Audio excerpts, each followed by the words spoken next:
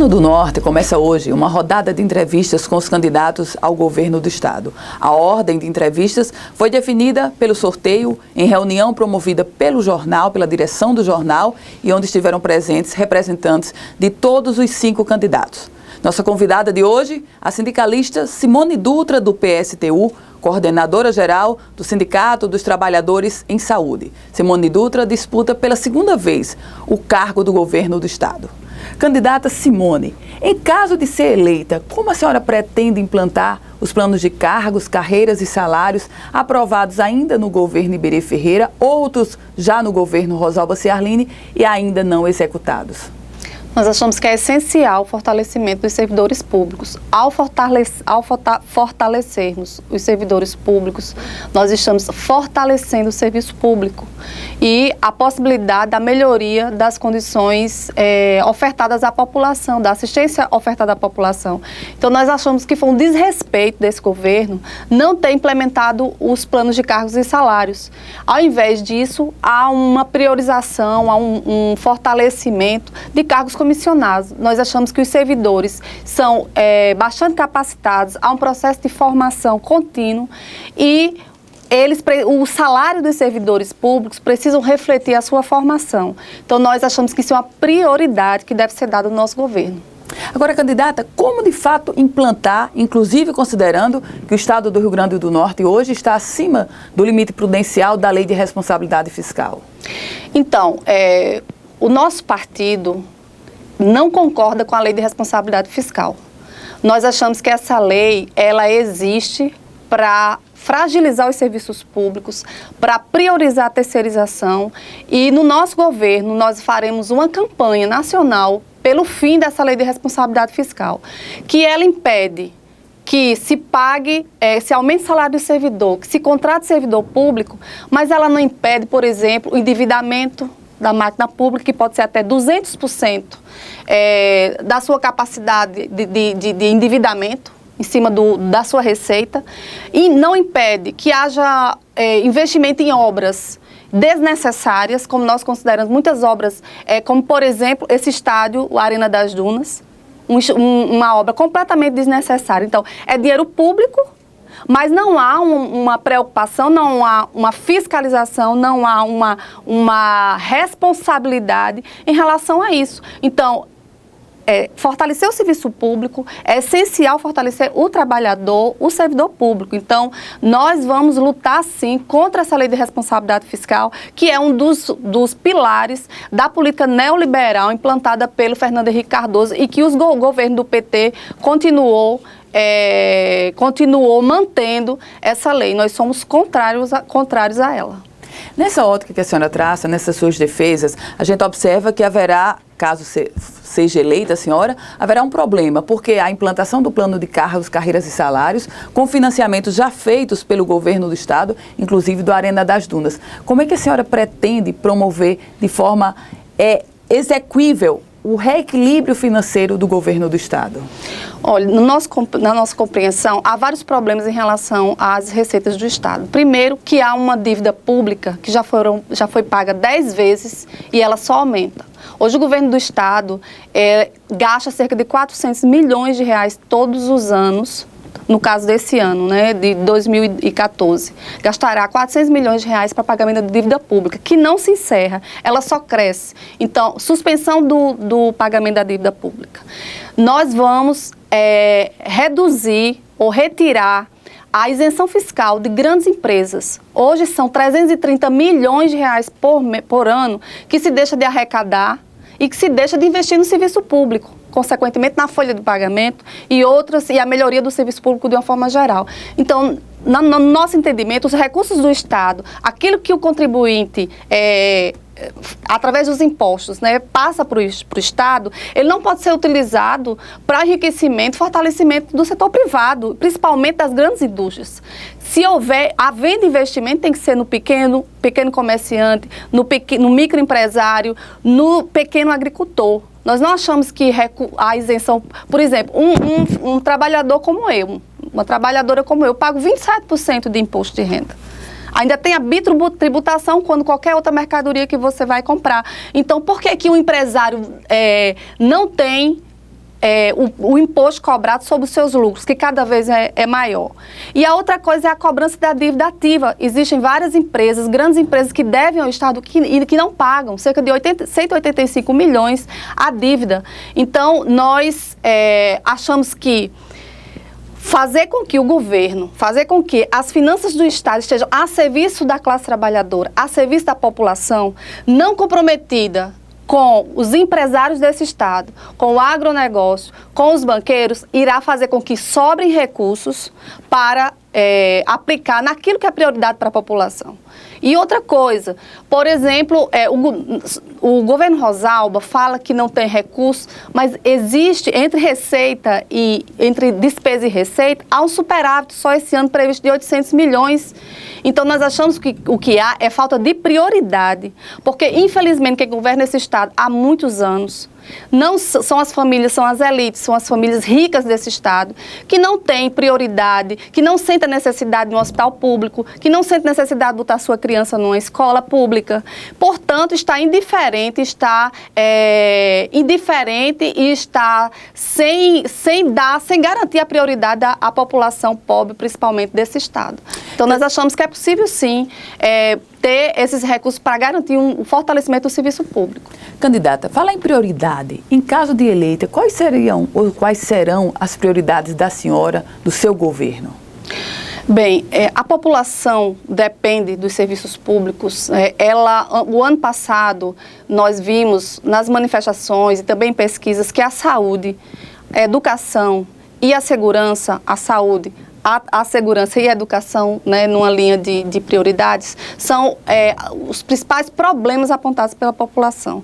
A saúde, nós sabemos que cerca de 75% da população, ela depende do SUS. E o que é que nós encontramos hoje? Nós encontramos hospitais sucateados no interior, praticamente abandonados, em uma concentração de atendimento aqui na capital, tanto na clínica geral, na clínica cirúrgica, nas UTIs, na obstetrícia, na pediatria. Então, há necessidade de descentralizar essa assistência que está concentrada em Natal e na Grande Natal para o interior. Para isso, o Estado precisa investir mais. Hoje o Estado vem investindo cerca de 12,9%, que é insuficiente. Nós defendemos que haja um investimento de 30% do orçamento, da receita, na saúde. Defendemos que, em nível nacional, precisa ter uma mudança também da questão do financiamento, porque há um subfinanciamento do governo federal em relação aos estados e municípios. Há uma concentração de verba no governo federal e é necessário descentralizar. Em nível nacional, nós defendemos que o governo federal invista 10% do PIB na saúde, para poder descentralizar recursos para os estados e para os municípios. Então, a saúde é uma prioridade para nós quando no nosso governo. A outra coisa é a questão da segurança pública. Hoje, infelizmente, nós vivemos índices alarmantes de violência, que cresceu mais de 200% em 10 anos.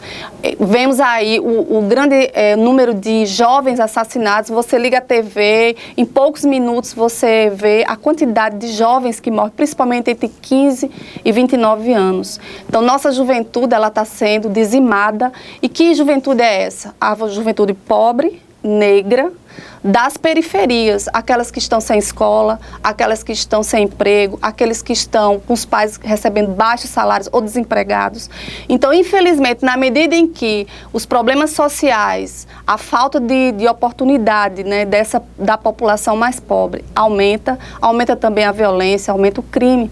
Então, nós achamos que é necessário ter ações da polícia, da repressão e também de prevenção, principalmente, mas primeiro a gente acha que é necessário mudar as condições de vida da população. Precisa ter uma transformação nesse país, não só aqui no estado, mas no país, em termos de melhoria das condições de vida da população de uma forma geral. Em termos de emprego, de salário, de assistência, de saneamento básico. E ainda sobre a área da segurança, a senhora traz no seu plano de governo uma mudança para a Polícia Militar. Como seria isso? Na questão do funcionamento da polícia em si, dos órgãos de segurança pública, nós defendemos a unificação das polícias. Nós achamos que a polícia militar e a polícia civil em nível estadual precisam ser unificadas. Nós achamos que a polícia ela deve deixar de ter esse caráter militar. Por isso nós defendemos a desmilitarização da polícia, assim, da polícia militar, assim como é já apontado na PEC 51 dos PMs, né, que está em tramitação no Congresso Nacional. Nós achamos que a polícia ela precisa ter um comando civil, ela precisa ter uma formação dos policiais, um peso, uma centralidade naquilo que é a defesa dos direitos das pessoas, a defesa das mulheres, a defesa dos idosos, a defesa da juventude, numa abordagem que a polícia venha a ter uma abordagem mais de assegurar o direito e menos repressiva, porque infelizmente a nossa polícia tem uma forte centralidade na questão militar. E nós achamos que com essa polícia é possível que os policiais que hoje têm jornadas de trabalho extenuantes, têm baixos salários, eles possam ter os seus direitos assegurados, que eles possam ser, que entrem como concursados, né, que todos devam ser concursados, que tenham o seu direito à sindicalização, à greve, que tenham um salário digno. Hoje, o salário do soldado, seja da polícia militar, seja da polícia civil, é muito pouco. Então, nós achamos que é injusto que essas pessoas que se expõem tanto, que é uma atividade de risco, precisem fazer uma greve para receber aquilo que tem de direito. Então, como você ter um corpo de polícia, né, policial, que possa dar prevenção, que possa dar proteção à população, como se você não respeita, se o governo não respeita os direitos essenciais e básicos desses trabalhadores, como é que ele vai garantir isso? Então, nós achamos que essas mudanças, elas são prioritárias para mudar a realidade da segurança pública, chamar os concursados, fazer novos concursos, equipar o ITEP, por exemplo, que hoje está completamente sucateado. É necessário mostrar que é possível investigar, que é possível atuar com inteligência na polícia e fazer a repressão quando tiver necessidade. E não a repressão dos movimentos sociais, porque infelizmente hoje a polícia está sendo utilizada muito para reprimir os movimentos sociais, como a gente viu aqui na Copa, cerca de 12 mil soldados entre Força Nacional, Polícia Militar, Exército, esteve aqui em Natal. Acabou a Copa, foi-se embora e voltou a sensação de insegurança. Então, nós entendemos que a polícia deve estar à disposição da população e preservando o direito. Né? Nesse sentido, nós somos contra a repressão e no nosso governo não irá ter repressão das reivindicações da classe trabalhadora, da juventude, dos movimentos sociais. Candidata, a gente está chegando ao final da entrevista, eu faria mais uma pergunta à senhora. A vereadora Amanda Gurgel é a principal liderança hoje do seu partido, foi a vereadora mais votada em Natal. Muito se falou que ela poderia ser candidata ao governo. Eu queria saber por que a vereadora Amanda não foi candidata, já que ela hoje é a principal expressão, e depois, se a senhora concorda com o que foi promovido pela vereadora na recente invasão à Câmara Municipal de Natal? Bem, primeiro, dizer que ela não promoveu nenhuma invasão na Câmara de Vereadores de Natal. Isso foi um movimento de livre espontaneidade, né, dos estudantes que estiveram lá. O que a Amanda promoveu e que a Amanda vem lutando dentro da Câmara é pela implantação do passe livre, que é um direito, que deveria ser um direito de todos os estudantes, né? E sabemos que é possível sim, porque o direito de ir é um direito assegurado na Constituição, mas que os governos não asseguram.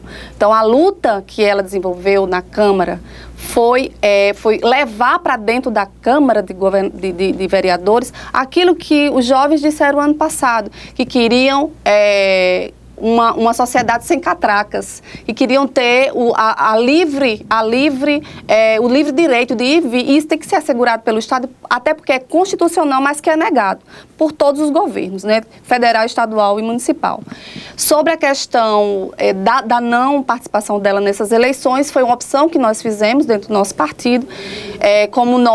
Nós temos dois candidatos, dois vereadores, a Amanda e temos o Kleber, no Pará, e no nosso partido foi discutido e colocado, inclusive com a anuência dela, de que é necessário terminar o mandato. Ela vem fazendo um trabalho muito importante na Câmara e precisa aprofundar esse trabalho. Então, nós discutimos e vimos, inclusive com o apoio de muitas pessoas da base, de próximos a ela, que nesse momento não seria candidata, né? E para o futuro nós veremos. Então, a prioridade é concluir o mandato.